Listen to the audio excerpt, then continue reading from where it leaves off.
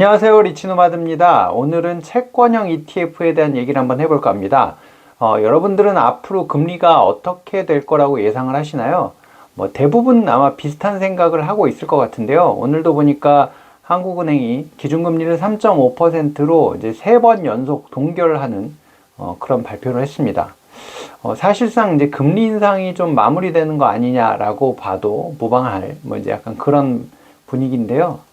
그렇다면은 미국의 금리는 어떨까요? 미국도 지금 이제 기준금리가 5%까지 올라갔는데 지금 10년물 국채금리도 보면은 한참 이제 22년에 올라가다가 지금은 이제 약간 횡보를 하는 듯한 오르락내리락 하면서 고지를 향해 가는 듯한 약간 그런 분위기입니다.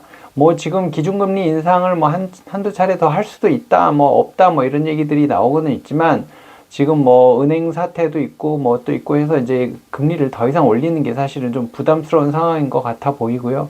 어찌됐든 금리의 방향성은 위쪽을 보는 사람보다는 아래쪽을 보는 사람들이 더 많은 것 같은 그런 분위기입니다.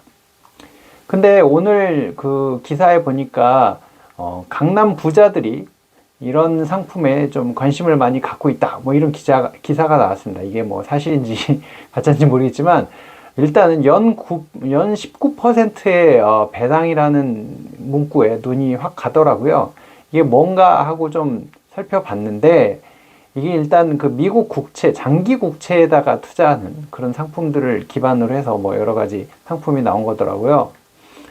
뭔가 하고 봤더니 이제 TLT는 아시는 분들 꽤 많을 겁니다. 이제 그 20년물 국채에 이제 투자를 하는 ETF인데 이 지금 TLT에 투자하는 사람들이 어마어마하게 많아졌고 또 우리는 야수의 심장을 가졌지 않습니까? 이 우리나라 사람들 화끈한 거 좋아하시는데 TMF라고 해서 TLT를 3배 추종하는 이 상품에 또 돈이 몰리고 있답니다. 거기에 이제 오늘 아까 19% 얘기가 나왔는데 TLT에다가 이 콜옵션을 또 매도하는 이 커버드 콜 전략을 합성시켜 놓은 상품이 이제 TLTW라는 건데 여기도 또 꽤 많은 돈들이 지금 몰려가고 있다고 합니다.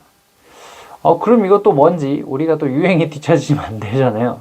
왜 사람들이 이제 이런 거에 관심을 갖게 되는지 19%나 주는데 그거 몫이 이상한 거 아니야? 라는 생각을 또 할 수 있으니까 좀 이제 공부는 해둬야죠. 투자는 할지 말지는 나중에 생각하더라도.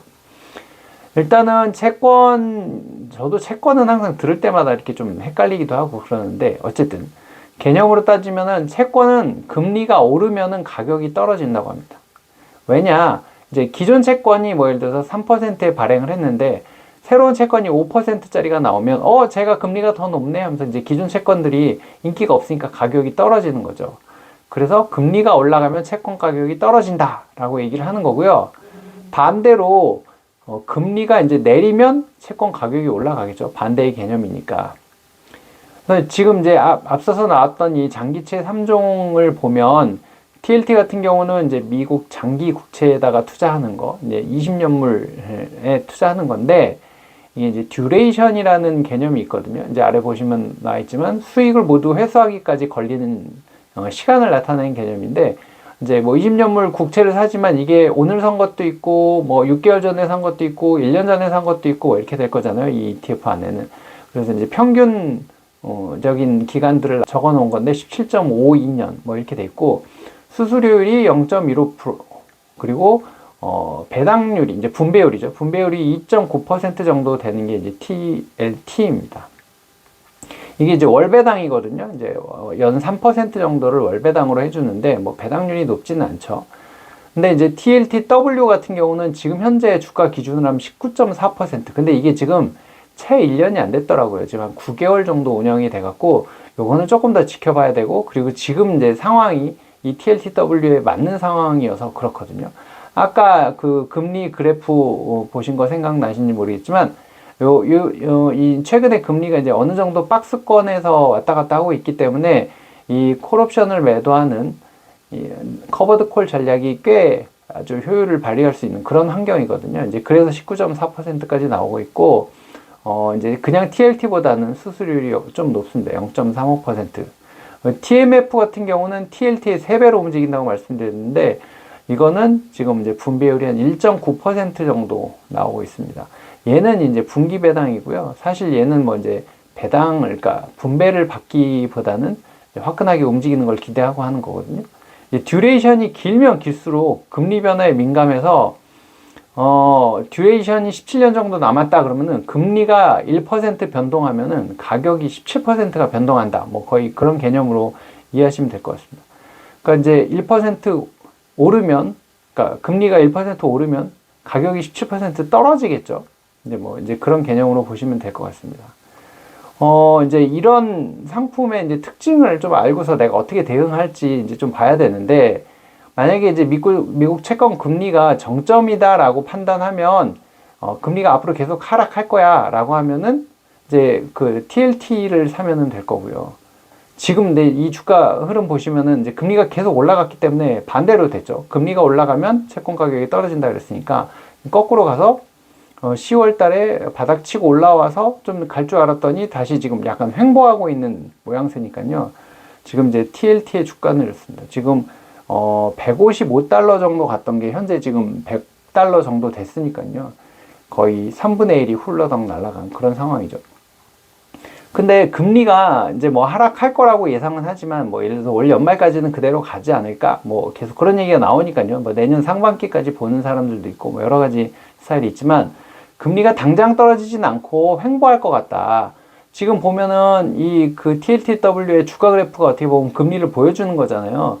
계속 이제 오락내락 하면서 횡보를 하고 있는데 이렇게 될 것 같고, 또 아니면 금리가 내리는 게 아니라 오히려 한두 번 정도 더 올라갈 수도 있고 점진적으로 하락할 수도 있고 뭐 이제 좀 왔다 갔다 할 것 같아 라고 예상을 하면서, 그러면 그동안 나는 고배당이라도 받을래 라고 할 때는 TLTW, 이 커버드 콜 전략으로 배당을 많이 갖다 주니까 난 이걸 일단은 갖고 있을 거야 라고 이제 생각하는 분들은 이렇게 투자를 하면 될 것 같고, 아니다, 이제 금리가 올라갈 때도 급격하게 올라간 만큼 떨어질 때도 급격하게 하락을 할 거야 라고 예상을 한다면 TMF, 3배 레버리지라고 했잖아요. 이게 일일 이제 가격의 3배를 왔다 갔다 하기 때문에 이 레버리지 상품 뭐 공부 많이 하신 분들 아시겠지만 장기 행보할 경우에는 이게 녹아내리거든요. 뭐 좀 복잡한데 하여튼 장기 투자할 때는 좀 맞지 않고요. 그러니까 이 그러니까 한다고 봤을 때는 이렇게 가면 안 되고,